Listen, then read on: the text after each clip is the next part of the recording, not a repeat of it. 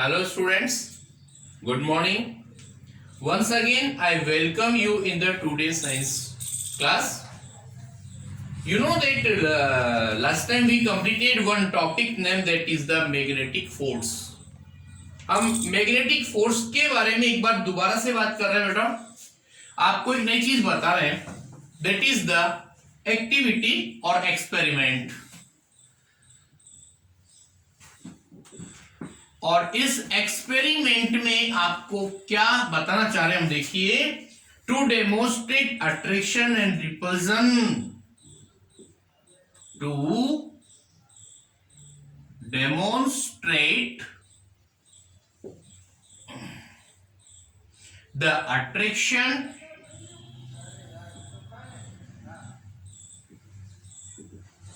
and repulsion between two magnets. Repulsion between two magnets.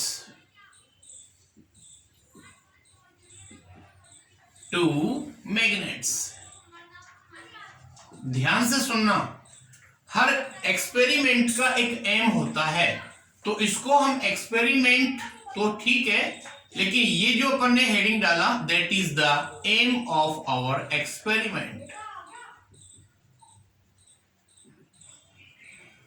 Okay, this is experiment और this is the aim of our activity. अब इसमें क्या करना है सुनिए. आप हमको क्या चाहिए? A pair of bar magnet, 3 rounded shaped pencil. ध्यान से सुनना.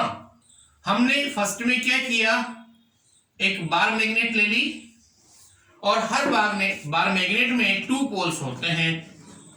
एक नॉर्थ पोल होता है और एक साउथ पोल होता है. आपकी बुक में देखना, वो रेड कलर और ब्लू कलर से शो किया हुआ है.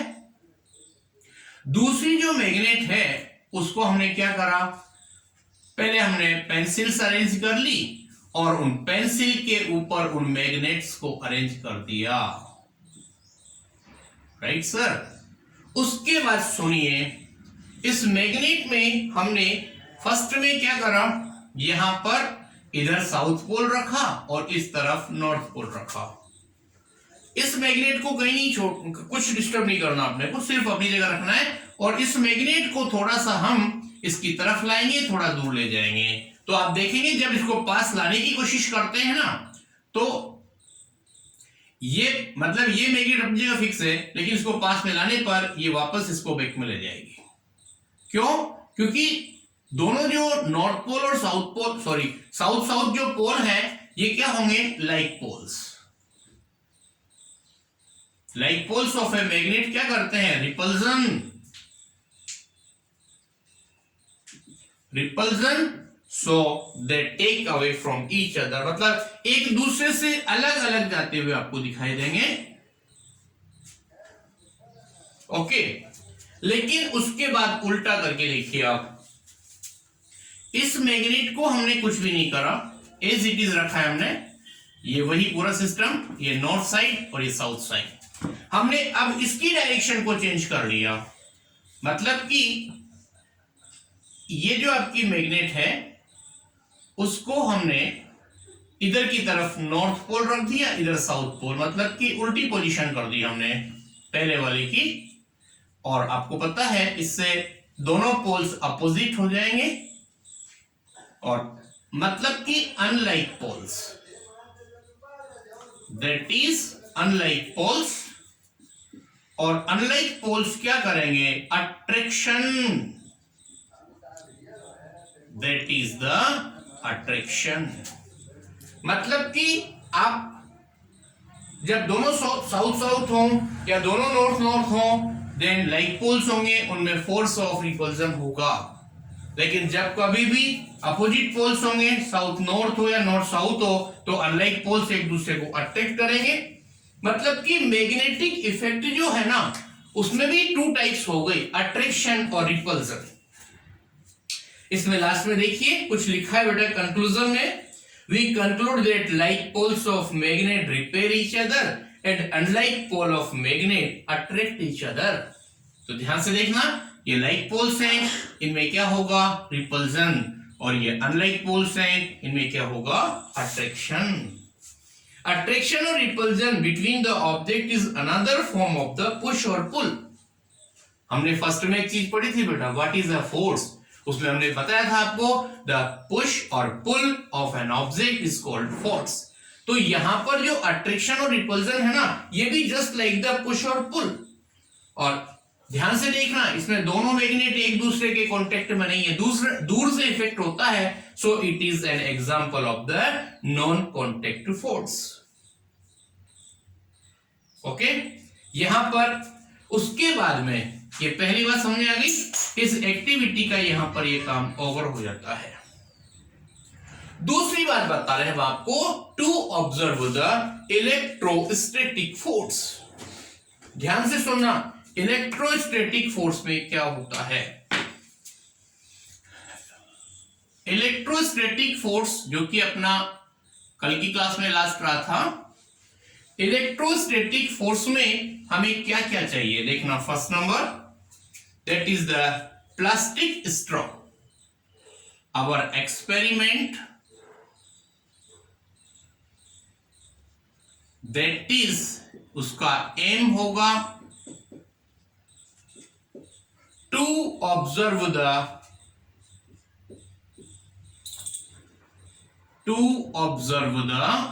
electrostatic force, action of electrostatic force।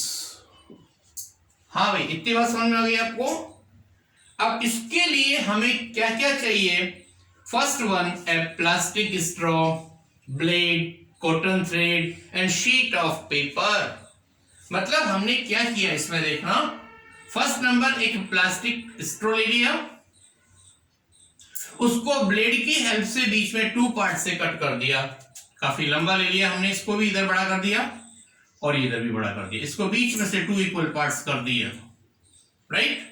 अब हमने क्या करा कि एक जो स्ट्रॉ है उसको कॉटन थ्रेड से बांध करके और इस तरह से हमने लटका दिया, ठीक है। और दूसरा जो, that is the cotton thread, okay.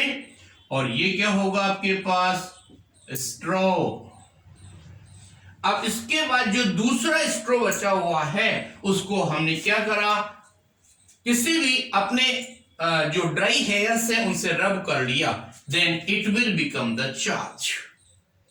तो ध्यान से सुनना, ये आपने स्ट्रॉ लिया और इस स्ट्रॉ को रब करने के बाद हम इसके किसी पर्टिकुलर एक साइड पर हम ला करके इसे अरेंज कर दिया।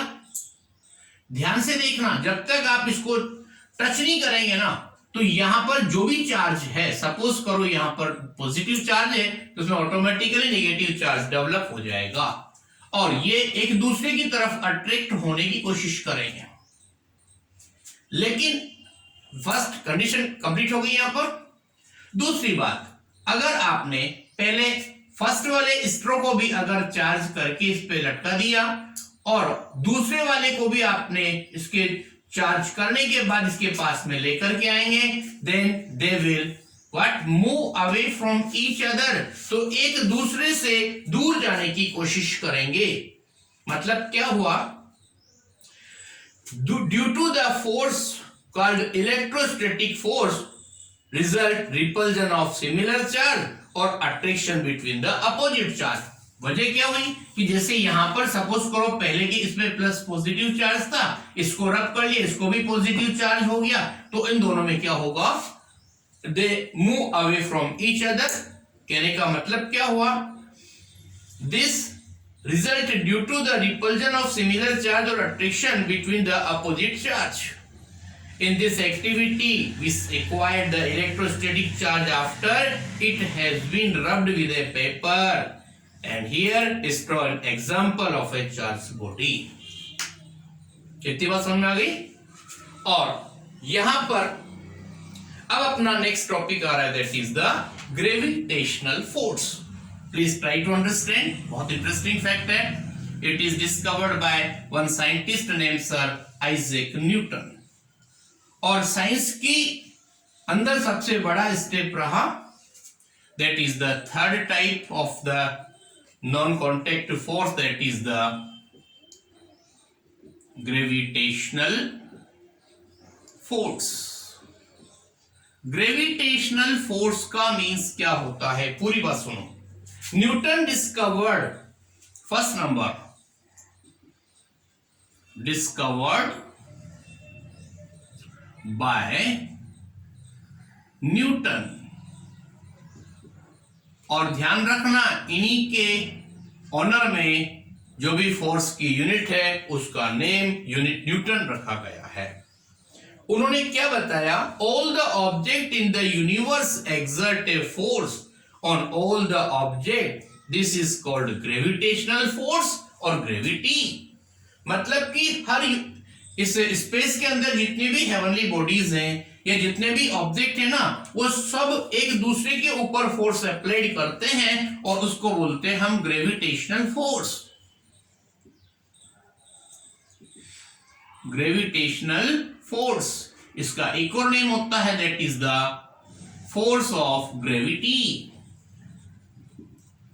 इतनी बात समझ में आ गई? ग्रेविटेशनल फोर्स और फोर्स ऑफ ग्रेविटी एक ही चीज का नेम होता है।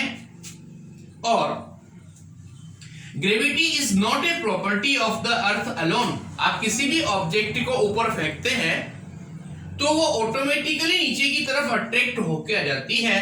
तो ये सिर्फ अर्थ की ही प्रॉपर्टी नहीं है, जितने भी प्लैनेट्स हैं उन सब पर ऐसा ही होता है। कोई भी ऑब्जेक्ट जितना बड़ा होगा उसका ग्रेविटेशनल फील्ड सबसे बड़ा होगा। अब यूं मान के चलिए जुपिटर अपना सबसे लार्जेस्ट प्लैनेट है तो वहां की ग्रेविटेशनल पावर अर्थ से भी ज्यादा होगी। And it is due to the gravitational force between the moon earth keep on revolving. और ध्यान से आपने सुना होगा, सपोज सन है, उसके चारों तरफ अर्थ रिवॉल्विंग कर रही है, उसके चारों तरफ जो है मून रिवॉल्विंग कर रहा है, तो ये सब ग्रेविटेशनल फोर्स की वजह से अपनी सीमा में, अपनी बाउंड्रीज में ही चक्कर लगाते हैं, किसी और जगह पर नहीं जाते हैं। एक और बात ध्यान रखना, मैंने अभी बताया कि ग्रेविटेशनल फील्ड जुपिटर का ज्यादा होगा क्योंकि वो लार्जेस्ट प्लैनेट है in comparison to all remaining planets. लेकिन मून से कंपेयर करें तो यहां पर moon is smaller than the earth, तो वहां पर ग्रेविटी भी मून की कम होगी। मतलब वहां पर आप ज्यादा इजीली हाई जंप कर सकते हैं। Okay, this is enough for today. For remaining work we will complete in the next time. Thank you very much.